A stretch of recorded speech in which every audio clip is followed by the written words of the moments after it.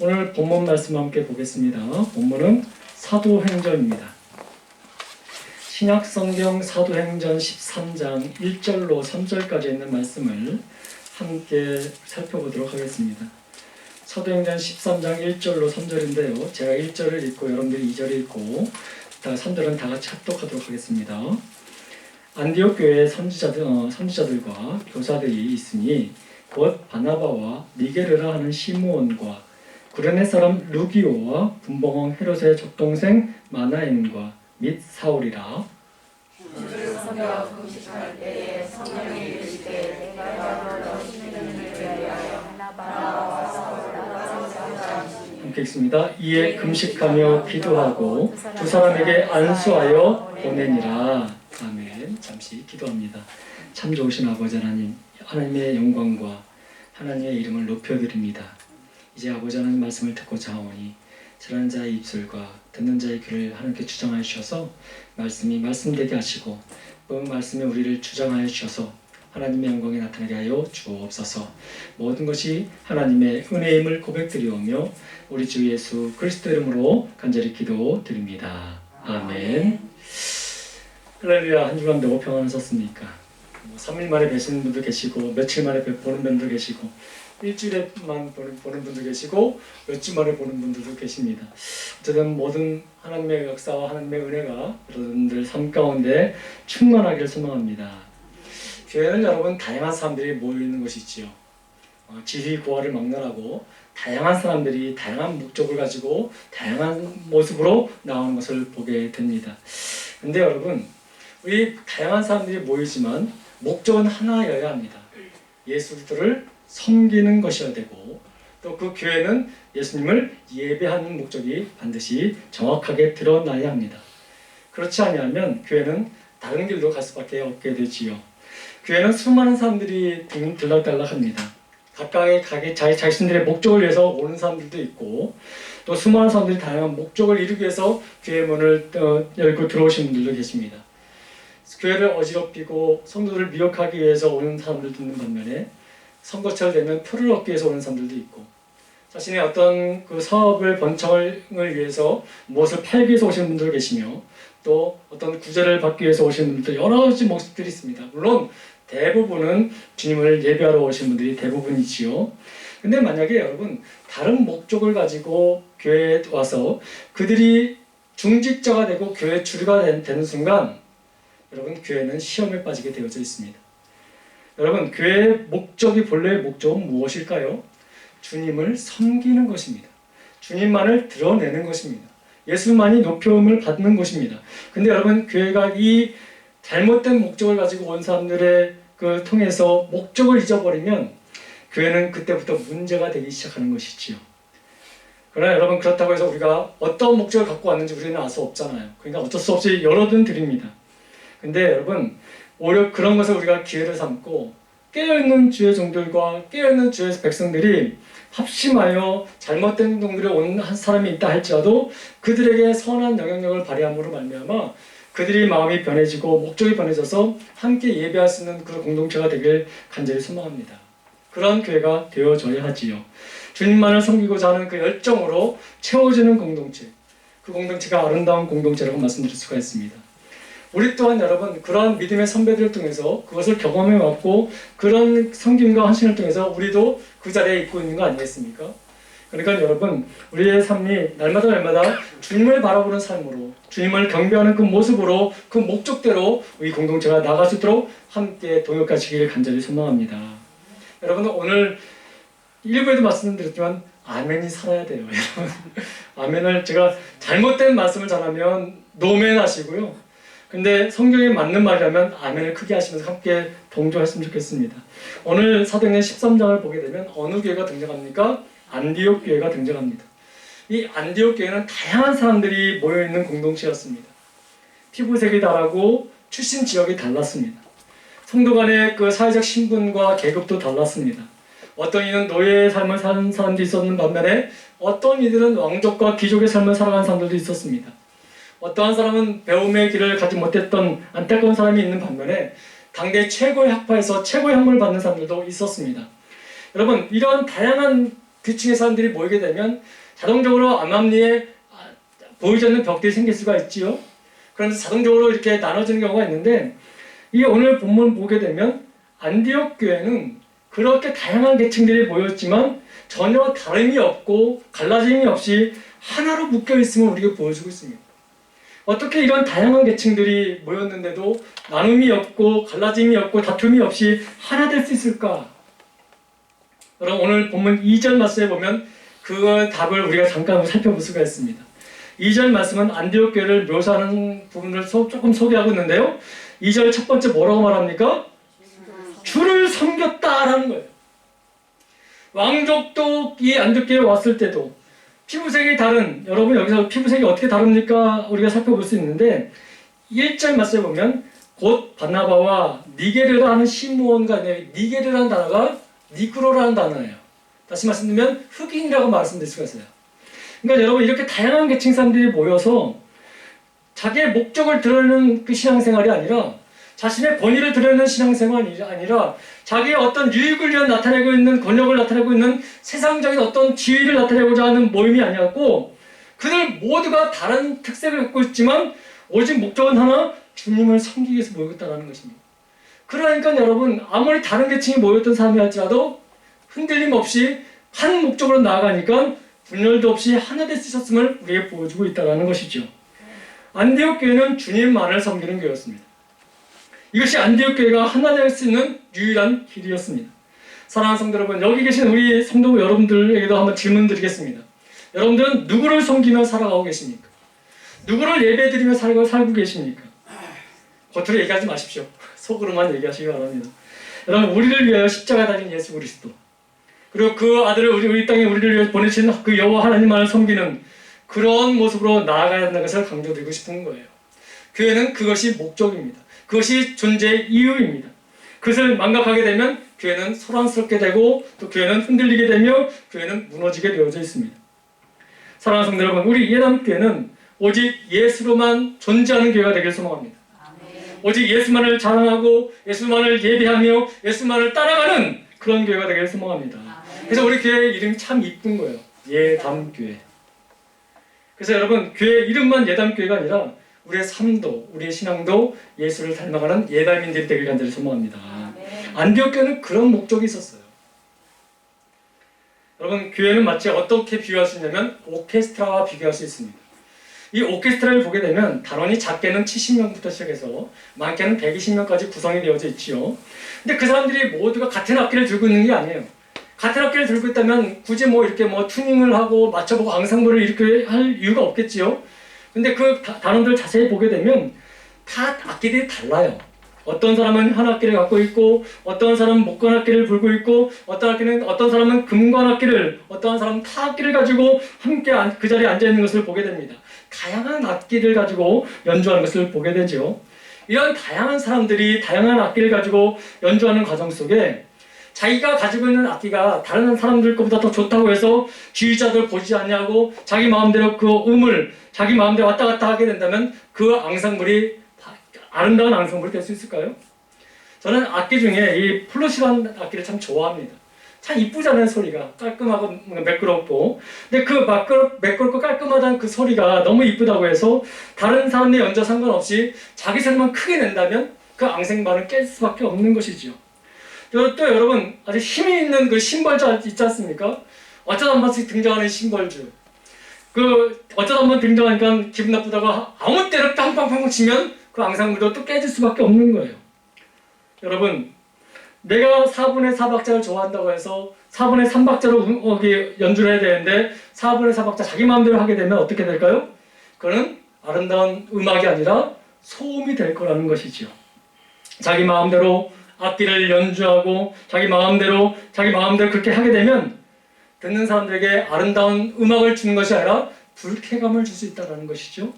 그러면서 여러분 관객들의 인상을 찌푸리고 그 자리를 벗어날 것이고 또 연주자뿐만 아니라 그런 분들도 어떻게 됩니까? 짜증이 나서 그 자리를 박차고 나갈 수도 있을 거예요.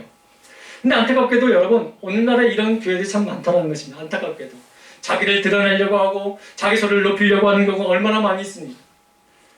근데 여러분 이 다양한 악기와 많은 단원들이 오케스트라의 많은 구성원일수록 하나 되는 것이 참 중요합니다. 그래야 아름다운 음악이 나올 수 있습니다. 근데 여러분, 이 아름다운 음악이 이렇게 이루어져야 사람들에게 감동도 주고 기쁨도 주는 거 아니겠습니까? 근데 여러분, 그 중심에 누가 있어야 되냐면 지휘자가 있어야 돼요. 그리고 여러분, 그 앙상블을 운영하는 오케스트라 단원들은 그 지휘자만 보고 가야 돼요. 자기의 악기가 비싸다고 해서 자기 마음대로 하는 것이 아니라 싸구려든 비싼 악기든 음질이 어떻든 간에 모두는 그 지휘자만 봐야 돼요. 그 지휘자의 손끝에 모든 것을 움직이고 따라가야 된다는 것이죠. 그럼 제가 조금 전에 말씀드렸지만 교회는 오케스트라와 같다라고 말씀드렸습니다. 그렇다면 여러분, 이 오케스트라 단원들은 우리라고 표현할 수 있다면 그 지휘자는 누굴 말할까요? 목사 아니에요. 당회는 아니고요. 어떤 누구도 아니에요. 그 지휘자는 바로 예수님이십니다. 저도 오케스트라 단원 중에 한 사람일 뿐이에요. 사랑하는 성도 여러분, 교회는 지휘자 되신 예수님을 바라보고 그만을 따르며 그분이 행하는 말씀대로 순종해 나갈 때 우리는 다 하나가 될 수 있는 거예요. 안디옥 교회는 그런 교회였습니다. 그러니까 여러분, 지금의 많은 교회들도 이 안디옥 교회를 롤모델 삼아서 그와 같이 닮아가려고 하는 경우가 많이 있음을 보게 됩니다.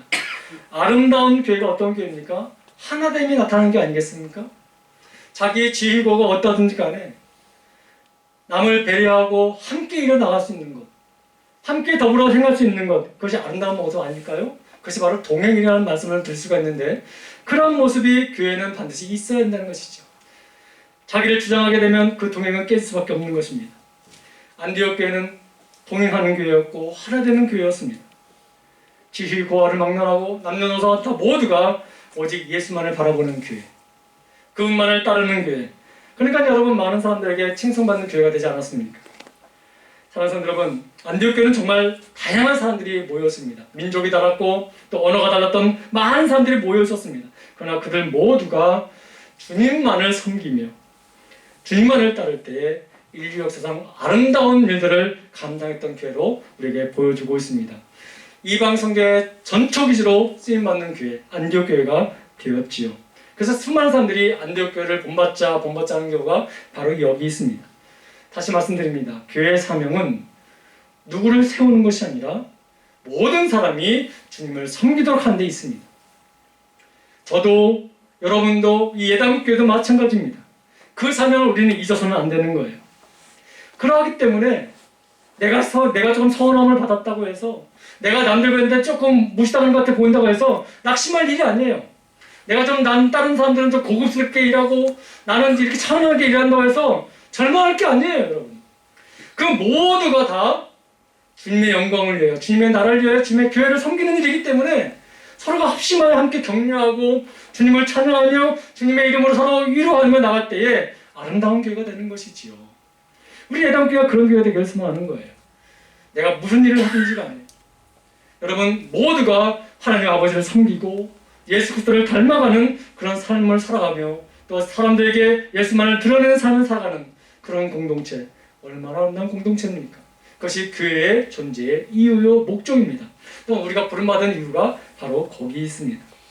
우리는 단순히 즐겁고 재미있게 하기 위해서 시간을 보기 위해서 이 자리에 온 것이 아니에요. 남들에게 보이기 위해서, 화려하게 보이기 위해서, 어떤 권위를 내세우기 위해서 교회를 가는 것을 짓는 그런 목적이 있는 교회가 아니란 말이죠. 교회는 주님을 섬기는 것입니다. 주님도 섬기는 것이 아니라 주님만을 섬기는 것입니다. 그 주님 안에서 우리가 서로 사랑하는 것이죠. 사랑하는 성도들, 다시 한번 여쭤볼게요. 속으로 답하시기 바랍니다. 여러분들은 누구를 섬기며 교회에 오십니까?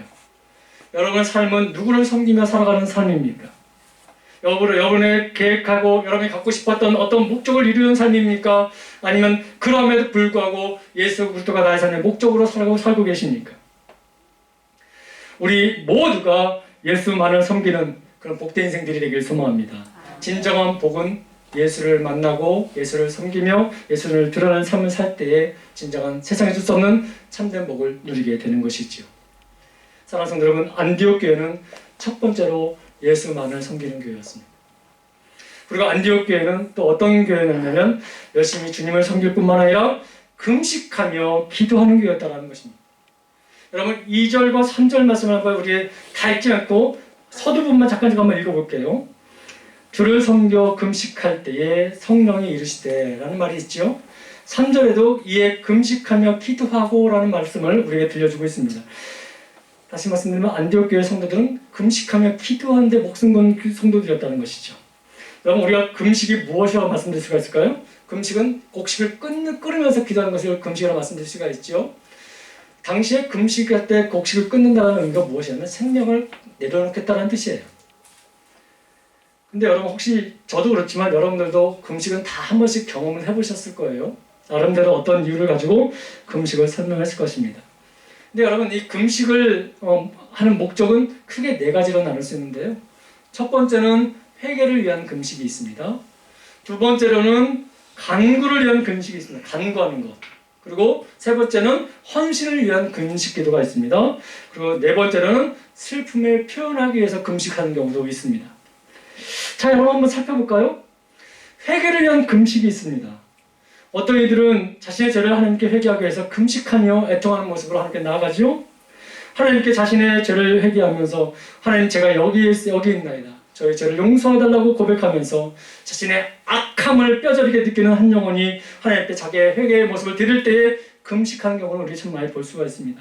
실질적으로 이스라엘이란 그 민족 안에는 대속죄일이라는 날이 있습니다. 이 날은 모든 국민이 다 금식하며 하나님께 회개 기도를 드리는 날이 있습니다. 여러분 두 번째는 간구하는 금식이 있습니다. 내 인생을 살면서 정말 내가 힘들어서 도저히 해결할 수 없는 일들이 있지 않습니까? 그 해결을 어떻게 누구를 의지할 수도 없고 상황이 어려운 상황 속에 있는 그때에 내가 생명을 다하여 금식하며 이 문제를 하나님께 내려놓고 간구하는 그 금식 기도를 할 때가 있지 않습니까? 성경에는 건강이 무너지고 질병으로 고통당할 때 금식하는 경우를 몇 번씩 우리에게 보여주고 있습니다. 또 상황이 어려울 때 있지 않습니까? 여러분 에스더를 아시죠? 에스더를 생각하면 가장 유명한 말들이 떠오를 것입니다. 어떤 말 떠오르죠? 죽으면 죽으리라. 그 말은 무슨 말입니까? 인생을 각오하겠다는 뜻 아니겠습니까? 무엇 때문에 이 에스더가 이런 인생을 각오했을까요? 이스라엘 백성들이 지금 어려운 시기에 있지만 위기 속에 하나님의 보호하심을 간구하는 거 아니겠습니까? 또 여러분 사도 바울을 보시기 바랍니다. 자신의 일생의 큰 전환점을 앞두고 있는 그때에 또 중대한 선택의 길에 있을 때 하나님의 인도하심을 간구하는 금식 기도를 할 때가 참 많이 있었습니다. 저는 금식은 절실하게 하나님의 응답받기 위해서 하는 기도가 바로 금식이 간구하는 금식 기도라고 말씀드릴 수가 있습니다. 근데 이번 세 번째는 무슨 금식 기도가 있냐면 헌신을 위한 금식 기도가 있습니다. 지금은 서로 무엇이 자기한테 맡겨지면 시에서 도망치고 하고 있지만 또 나의 형편과 처지가 안 되는데 이걸 맡기는 거 두렵고 부담스러워서 도망치는 경우도 있지만 여러분 안디옥 교회는 그것이 비록 내가 지금 형편과 처지와 위치가 그래서 안 된다 할지라도 그것을 나를 부르시고 또 세우신 목적이 하나님이 있기에 그것을 감당할 수 있도록 내가 하나님께 맡기겠다라는 그 금식 기도를 하는 교회가 바로 이 안디옥 교회였다는 것입니다. 죄를 짓거나 어떤 급한 일이 있어 그 문제를 해결하기 위해서 그런 일이 없다 할지라도 자신의 영혼이 하나님 앞에 정결하고 순결하며 주님이 주신 그 사명을 감당할 수 있기 위해서 내가 이것을 다 드리겠다라는 결단의 금식 기도가 있었다는 것이죠. 여러분들에게 맡겨진 그 여러 가지 사명들을 위해서 여러분 금식하며 그것을 감당하기 위해서 금식하며 여러분들 그 구하고 준 적 있으십니까? 아멘이 하나도 안 나옵니까? 여러분 헌신을 위해서 금식했습니다. 3절 말씀 잠깐 볼까요? 3절 말씀 이에 금식하며 기도하여 뭐 했다고요? 두 사람에게 안수하여 보내니라. 사명을 감당하기 위해서 금식했다라는 거예요. 네 번째는 슬픔의 표현을 위해서 금식했다라는 것입니다. 예를 들면 사울왕과 요나단이 죽지 않습니까? 그 모습을 보면서 다윗이 얼마나 슬픔에 겨워했습니까? 그 슬픔 가운데 하나님 이 영혼들과 자신의 슬픔을 하나님께 금식하며 알렸던 자신의 슬픔이 얼마나 큰지를 알렸던 표현을 이 금식 기도를 통해서 우리에게 보여준 적이 많습니다. 여러분들 느헤미야가 자신의 고국 성벽 예루살렘 성벽이 무너진 것을 보고 한탄하며 금식하며 하나님께 기도했던 모습을 우리는 잘 기억하실 것입니다. 사람이 정말 슬프면 아무것도 하고 있지 않고 아무것도 먹지 못하는 경우가 있지 않습니까? 여러분 이스라엘은 국가적 재난을 당하게 되면 온 국민이 슬픔에 잠기지만 그 슬퍼한 그때에 금식하며 하나님의 이름을 부르고 있습니다. 여러분 이 성경에 크게 구별해서 이 네 가지 이 금식에 대한 부분들을 우리가 보여주고 있는데, 그렇다면 오늘 본문 이 안디옥 교회는 어떤 금식을 주로 했을까? 회개였을까? 간구였을까? 슬픔의 표현이었을까? 헌신이었을까? 어떤 금식 기도를 많이 했을까요? 물론 하나님의 말씀을 처음 듣는 순간 자신의 모습이 드러날 때 회개 금식 기도도 했을 것입니다. 그리고 자신의 현재의 형편과 상황이 어려웠기 때문에 간구의 기도도 했을 것입니다. 그리고 또 그 하나님의 은혜 가운데 아직도 복을 받지 못하는 형제 지체들을 보면서 슬픔의 표현을 했을 수도 있을 것입니다. 그런데 안디옥 교회는 헌신을 위한 금식 기도를 더 많이 했음을 우리가 알 수 있습니다. 안디옥 교회 성도들은 주님을 섬기는 일에 진지했습니다. 우선순위가 언제나 항상 그곳에 있었습니다. 금식하며 예배하는 이들의 모습은 주님을 섬기는 일이 얼마나 안디옥 교회 성도들에게 얼마나 중요한지를 우리에게 정확하게 보여주고 있다고 우리가 볼 수가 있습니다. 여러분 이런 성도들과 함께 신앙생활 한다면 얼마나 즐겁고 재밌을까요? 제 눈에도 우리 예담교회도 그런 분들이 보여요. 그래서 그분들만 생각하면 항상 하나님께 감사드리고 참 마음이 즐겁고 참 마음에 든든함이 있습니다. 왜냐하면 그분들이 저의 실질적인 현장에서의 동역자들이기 때문에 그런 거예요. 여러분 지금 얼마나 많은 영적 전쟁이 이루어지고 있습니까? 물론 주님이 항상 우리와 함께 계시지만 또 우리는 또 우리 주변에 같은 같이 뜻을 합한 동역자들이 있을 때 얼마나 든든합니까? 한짝 영적 성제의 싸움이 있을 때 함께 뜻을 같이 해서 함께 옆에 같이 주님과 함께 동역해주는 그 사람이 있을 때 얼마나 마음이 든든하고 위로가 되겠습니까? 여러분 저와 함께 하나님의 나라를 위해 최선을 다해서 움직이는 그 사람이 동역자가 있다면 그가 진정한 전우가 아닐까요? 동역자가 아닐까요? 그런 분들이 있음으로 말미암아 여러분 모두가 그랬으면 좋겠지만 그렇지 않으면 안타깝지만 그럼에도 불구하고 그런 소수들의 겨자씨들이 있을 때에 참 마음이 든든할 때가 참 많이 있습니다. 누군가 널 위해 기도한다라는 그 말을 들을 때 얼마나 마음에 위로가 되겠습니까? 나 혼자 아닌 줄 알았는데, 나 혼자 이것을 감당한 줄 알았는데 지치고 힘들어 포기하고 싶을 때에 누군가가 나를 위해서 기도하고 있고 주님 말고 누군가가 동역자로서 나를 격려하고 있는 모습을 내가 안다면 얼마나 위로가 되겠습니까? 누군가가 나의 마음을 위로해주고 누군가가 나의 슬픔의 눈물을 알아주고 있는 누군가가 있다면 얼마나 든든하겠습니까? 사랑하는 성도 여러분, 비록 그들의 수는 적다 할지라도 정말 이렇게 합심하여 헌신하는 그런 모습이 있을 때 교회가 바로 세워지고 든든하게 세워지지 않겠습니까? 여러분, 교회는 헌신하는 일꾼들 비록 소수지만 그들을 통해서 하나님의 나라가 확장되었음을 우리는 인류의 역사를 통해서 우리는 잘 알고 있습니다. 그래서 우리 예담교회도 그런 분들이 계시기에 참 마음이 좀 든든합니다. 거기에 또 저 또한 함께 동역할 수 있다는 마음에 너무도 참 감사합니다. 바라기는 우리 예담교회 모든 지체들이 그런 모습으로 그렇게 살아가기를 소망합니다.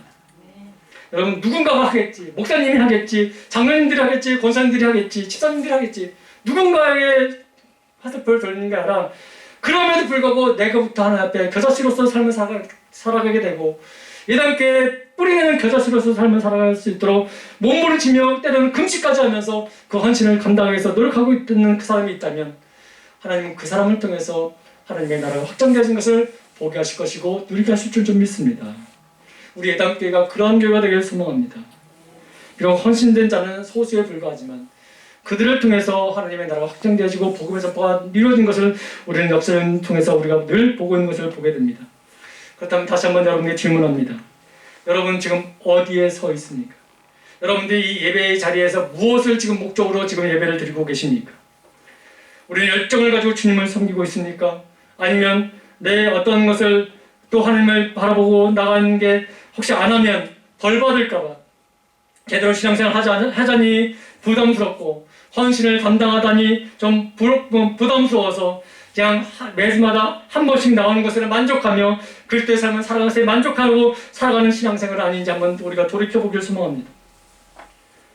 혹시라도 나를 불러서 나에게 어떤 일을 맡길까봐 그런 부담감 때문에 근데 그렇다고 교회를 떠나자니 혹시 하나님께 매 맞을까봐 그런 조울한 그런 뜻뜻 미지근한 그런 신앙생활을 유지하는 사람들이 참 많이 있음을 참 안타깝게 보게 되는데 사랑하는 성도 여러분, 우리 예담교회는 어떤 환경이든지 간에 뜨거운 열정이 있는 그런 그리스도인들이 되기를 소망합니다. 사랑하는 성도, 여기서 아멘이 굉장히 줄어들어요. 그죠? 부담스러우십니까? 예수님께서 가장 교회를 보면서 안타까우실 이유가 무엇일까요? 예수님께서 가장 안타까워하게 할 모습이 바로 이것일 것입니다. 뜨뜻미지근하게 신앙생활하는 것. 주님은 자기의 목숨을 다 바쳐서 우리를 구원하셨고 그 고통의 자리에서 물거품을 다 쏟으시면서 우리를 건지셨고 너는 내 아들이라고 말씀하신 그 아버지 하나님. 근데 그 새 생명을 받은 우리가 죄와 타협하고 상황과 타협하고 물질과 타협하고 어떤 관계에 타협하면서 그렇게 살아간다면 그 모습을 주님이 보신다면 얼마나 마음이 안타깝겠습니까? 언제나 우선순위에서 밀려버리는 주님을 보실 때 그 주님은 얼마나 안타깝게 여기시겠습니까? 이도저도 아니한 그 중립적인 모습을 보면서 명목적인 신앙만 유지하고 살아가는 그런 뜨뜻미지근한 교회가 있었습니다. 그 교회가 바로 라오디게 교회입니다. 그 교회를 향하여 뭐라고 말씀하십니까? 요한계시록에 이렇게 말하고 있지 않습니까? 요한계시록 3장 15절 16절을 보게 되면 이렇게 말합니다. 라오디아 교회를 통해서 내 입에서 너를 하여버리리라 말씀하고 있습니다. 여러분 너무도 무서운 말씀 아니겠습니까? 이 말씀을 들을 때 여러분 우리 예담교회가 두려워해야 됩니다. 다른 교회가 어떻든지 간에 우리 교회는 바르게 주님만 바라보고 있는지 바르게 교회의 명처럼 예수를 닮아가고 있는지 오직 예수님만을 나의 삶에 우리 신앙에 우리 예배의 표준으로 삼고 있는지 우리는 점검해 볼 필요가 있는 거예요. 여러분 열정 없이 주님만을 섬기는 삶은 그리스도의 표준이 아닙니다. 여러분 그냥 일주일에 한 번 예배드리는 것이 나의 인생의 신앙의 표준이라고 생각한다면 우리는 망할 수밖에 없습니다. 제가 존경하는 저의 멘토 스승 목사님 중에 한 분이 고 오카노 목사님이세요. 그분이 한번 이런 설교를 하신 적이 있어요. 표준을 낮게 잡으면 망한다라는 말씀을 하신 적이 있어요. 무슨 말입니까? 우리가 주님을 섬기는 데 있어서 주일날 예배드리고 교회문 나가면서 그리스도에서 나의 모든 의미가 끝났다고 생각하는 그 태도가 우리의 표준이 되면 우리는 망한다라는 거예요. 저는 그 말 동감합니다. 또한 옆에 있는 성도와 비교하는 것 그것이 우리의 표준이라면 우리는 안 된다라고 말하고 있습니다. 내가 그래도 저 권사보다는 낫지. 내가 그래도 저 집사보다는 낫지. 내가 그래도 저 교회보다는 낫지. 내가 그래도 저 목사보다는 낫지. 라고 옆에 사람을 기준으로 삼고 하는 그런 삶은 결코 좋은 삶이 아니라 그런 것이 표준이 되면 우리는 망한다는 것을 말씀하셨습니다. 저는 그것이 충분히 동의하고 공감을 합니다. 근데 안타깝게도 우리는 그것을 요즘 많이 표준 삼고 있는 경우를 많이 보게 됩니다. 저 교회도 하는데 뭐, 저 사람도 하는데 뭐, 저 장로님도 하는데, 저 집사님도, 저 권사님도 그렇게 하는데 뭐, 나도 뭐 그렇게 하면 뭐 큰 문제 없잖아. 이렇게 삶을 자기도 모르게 그렇게 갖고 있는 사람들이 참 많이 있어요. 부인할 수 없어요, 여러분. 때로는 저 또한 시험에 빠지고 연약해질 때 그 목사님, 저 목사님들 저렇게 하는데 막 그냥 묻어갈까? 그럴 적도 많이 있어요. 여러분, 우리의 표준을 거기에 두면 안 되는 거예요. 누구가 표준이 되면 안 되고 열정 없이 그냥 섬기는 그런 표준이 아니라 정말 예수 그리스도의 삶의 표준이 될 수 있는 그런 삶으로 나아가야 한다는 것을 말씀을 드립니다. 여러분, 오늘 사도 바울은 어떤 삶의 표준을 갖고 살아갔는지를 우리에게 말씀하고 있는데요. 여러분 오늘 고린도전서 11장 1절 말씀 한번 볼까요? 사도 바울은 무엇에 자신의 모든 것을 표준 삼고 나갔는지 한번 보겠습니다. 함께 읽습니다. 내가 그리스도를 본받는 자가 된 것 같이 너희는 나를 본받는 자가 되라. 아멘. 여러분, 사도 바울은 누구를 본받는 자가 된다고 말합니까? 그리스도예요, 그리스도. 다시 말씀드리면 예수님만이 나의 삶의 표준이다라고 강조하고 있었습니다. 예수님을 만나기 전에는 그의 학문이 표준이었고 그의 속해 있는 단체, 유대주의가 표준이었지만 예수님을 만나고 난 뒤부터 자신의 인생의 모든 표준은 그리스도였다고 말합니다. 그러면서 너희는 나를 본받는 자가 말하고 있는데 결과적으로 나를 본받는다는 의미가 무엇입니까? 결국은 너희도 그리스도를 본받는 자, 그리스도를 표준적인 삶을 살아가는 표준으로 삼고 살아가라라는 말씀을 우리에게 지금 주시고 있다는 것입니다. 예수님은 열정적으로 하나님을 위해 사셨습니다. 아, 그럼 하나님만을 위해서 살면 됩니까? 나의 삶과 상관없이 그렇게 하면 됩니까? 라고 질문하시는 분들이 혹 있을 거예요. 근데 여러분, 동네 사람들이, 마을 사람들이 예수님을 보고 뭐라고 먼저 하십니까? 저자는 목수의 아들이 아니냐라고 말한 적이 있습니다. 그 말은 무슨 말이냐면 예수님이 오직 하나님을 위한 섬기는 삶을 사셨지만 삶 가운데서도 자기의 맡겨진 일을 다 감당하며 살았다는 거예요. 사람들이 인정할 정도로. 여러분, 우리가 삶을 다 내려놓고 산속에 들어가서 그냥 수도사처럼 그렇게 지내는 말이 아니에요. 여러분들에게 하나님이 주신 달란트가 있고 각자의 삶의 자리가 있어요. 거기서 최선을 다하되 그 최선의 삶을 살아가는 것이 목적이 나의 유익과 나의 부귀 영화가 아니라 그 삶을 통해서 하나님의 영광 받는 것을 목적으로 삶을 살아가야 된다는 것을 말씀하고 있는 거예요.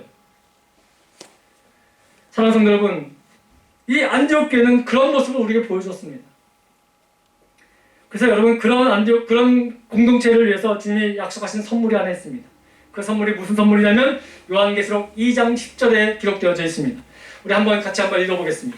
함께 있습니다. 너는 장차 받을 고난을 두려워하지 말라. 볼지어다 마귀가 장차 너희 가운데서 몇 사람을 옥에 던져 시험을 받게 하리니 너희가 10일 동안 환난을 받으리라. 내가 죽도록 충성하라. 그리하면 내가 생명의 면류관을 내게 주리라. 고난, 네가 나를 믿으면 고난이 없을 거라고 얘기하지 않습니다. 두려움도 사라질 거라고 얘기하지 않습니다. 근데 그것이 올 거라고 말씀하십니다. 그러나 너희는 두려워하지 말라고 합니다.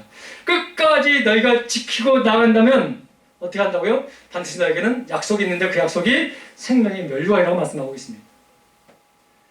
사랑하는 성도 여러분, 이 약속이 우리에게 이미 주어졌습니다. 그러니까 여러분 지금 잠시 삶이 어렵고 상황이 힘들다고 해서 낙심하지 마시고 곤란하다고 해서 믿음을 포기하지 마시고 주님을 더 가까이 가는 은혜가 있길 소망합니다.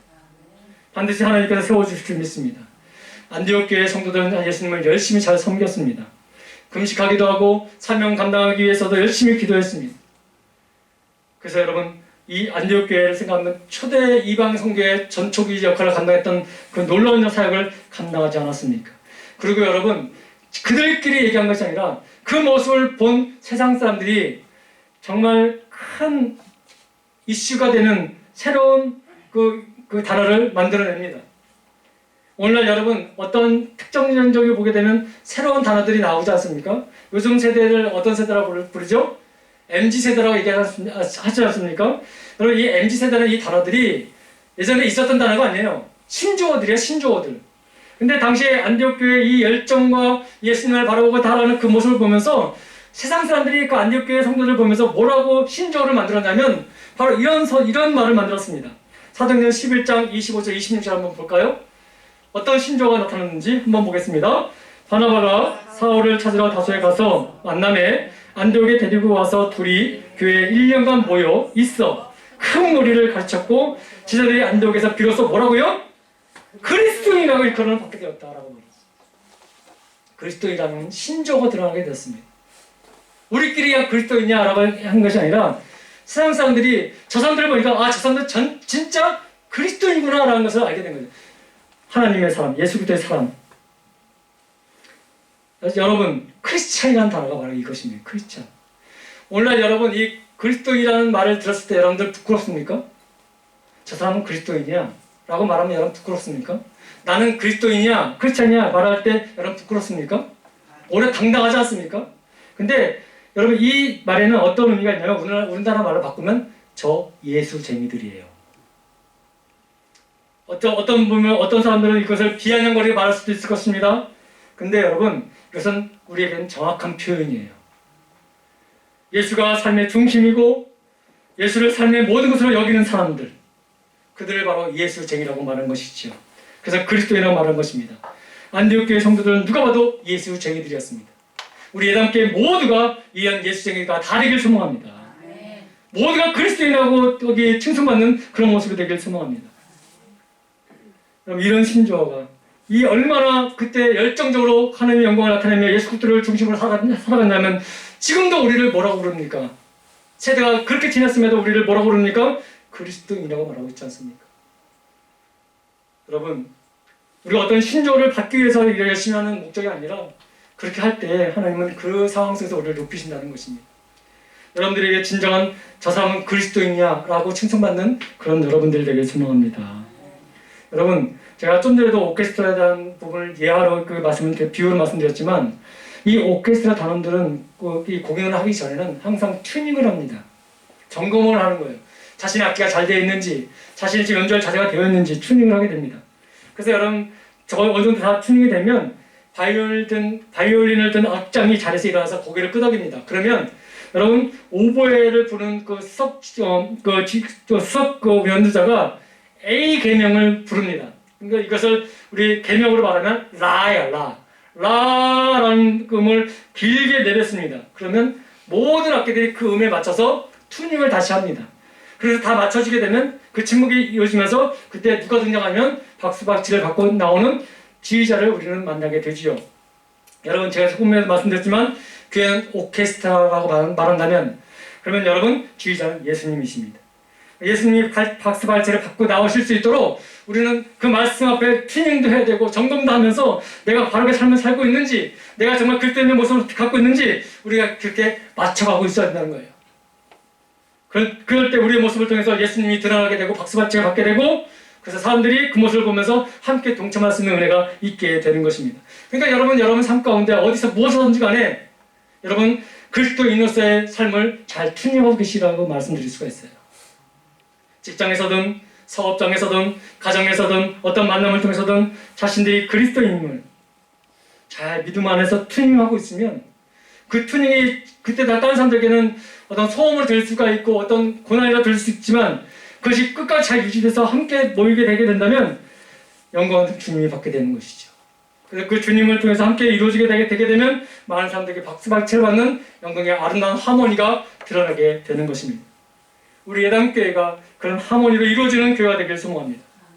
그냥 거저 왔다 거저 가는 인생이 아니라 나의 어떤 목적을 위해서 다니는 목적이 아니라 안 다니면 혼날 것 같고 다니자니 부담스러운 그런 뜻짐이상 교회의 성도들이 아니라 나를 지명하여 부르시고 그 거룩한 하나님의 그 계획하심과 그 역사 속에 나를 동참시켰던 하나님의 은혜에 감격하여 정말 헌신을 다해서 내 생명 다하는 그날까지 그 길을 걸어갈 수 있는 담대함과 결단이 우리에게 있기를 소망합니다. 어느덧 여러분 신앙은 벌써 시간은 벌써 황혼기에 접어들지 않았습니까? 그 말은 무슨 말입니까? 곧 주님 앞에 설 날이 가까운다는 거예요. 우리 생명이 얼마나 더 예배를 드릴 수 있는 시간이 남았겠습니까? 여러분 남은 인생 정말 주님만 바라고 사시기 바랍니다. 여러분 18세기 영국에 감리교 청취자 존 웨슬레이와 함께 감리교 운동을 잘 했던 조지 휘필드 목사님이 계십니다. 그 목사님이 유명한 말을 남기셨는데 이 목사님을 굳이 기억하실 필요가 없습니다. 그 목사님이 유명한 말을 남겼는데 이 말이 무슨 말이냐면 녹슬이 없어지기 전에 나는 달아서 없어지길 원한다 라는 말씀이었습니다. 그런데 이 말씀은 다 한 번씩 귀에 들으셨을 거예요. 나는 달아서 없어지는 망치가 되고 싶지 녹슬어서 버려지는 망치가 되고 싶지 않다라고 이 목사님은 말하고 계십니다. 이 목사님은 56년만 사셨습니다. 그 짧은 기간이지만 그분을 생각할 때마다 그분의 메시지는 늘 예수 그리스도뿐이었습니다. 그래서 지금도 후배 목사들은 저희들에게는 귀감이 되는 목사님으로 지금 남아 있습니다. 여러분 얼마나 많은 언변술사들이 많았겠습니까? 근데 그 사람만 생각하면 예수님이 떠오르는 그 인생 얼마나 축복된 인생일까요? 우리 예담교회만 생각하면 우리 자녀들과 자손들이 그게 또 우리 이웃들이 그게 성도된 예수님만 나타나는 예수쟁이들 여러분 이것이 얼마나 주님 앞에 축복일까요? 여러분. 이 말씀을 정리합니다. 사랑하는 성도 여러분 우리 인생은 속히 지나갑니다. 어느덧 벌써 10월도 거의 지나가지 않습니까? 한 것도 없는 것 같은데 근데 여러분 그 인생이 도돌이표되는 인생이 아니잖아요. 한 번뿐이잖아요. 우리 한 번뿐이 우리 인생 우리가 무엇을 어디 열정을 태우며 살아가길 원하십니까? 안디옥교회 성도들처럼 예수로 하나 되길 소망합니다. 그분의 말씀에 마음과 뜻과 정성을 다해서 열정을 다해서 그분만을 섬기며 나가는 그런 삶이 살아가는 우리에 대한 모든 지체들 되길 소망합니다. 주님을 향한 열심으로 헌신하고 누가 하든지 간에 내가 먼저 하나님의 영광을 위해서라면 앞장서 나갈 수 있는 거인의 발자국을 디디는 그런 우리 모습이 되길 간절히 소망합니다. 그것이 진정한 복이고 진정한 하나님의 영광을 드러내는 그런 공동체라고 좀 믿습니다. 우리 예담교회는 그렇게 되길 소망합니다. 기도하겠습니다. 참 좋으신 아버지 하나님 감사합니다. 모든 것이 하나님의 은혜입니다. 비록 우리의 믿음이 연약하고 신앙이 열린이 연약할수록 때로는 우리의 정력적인 것을 구할 때도 있고 또 어떤 상황을 바라보며 절망할 때도 있사온데 오늘 주신 말씀을 통해서 다시 한번 깨닫고 주님을 바라보며 구합니다. 예수로 나의 구주 삼고 성령과 피로써 거듭나서 하나님만 바라보고 나가는 저 자신뿐만 아니라 우리 공동체가 되길 소망합니다. 정말 교회의 명처럼 예수를 닮아가는 교회, 예수만을 드러내는 교회가 되기를 원합니다. 하나님 우리를 사용하시고 우리를 부신 뜻대로 우리가 모두가 행할 수 있도록 우리를 인도하여 주옵소서. 여기 모인 주의 백성들 모두에게 하나님의 영광이 넘쳐나게 하여 주옵소서. 우리 주 예수 그리스도 이름으로 간절히 기도드립니다. 아멘.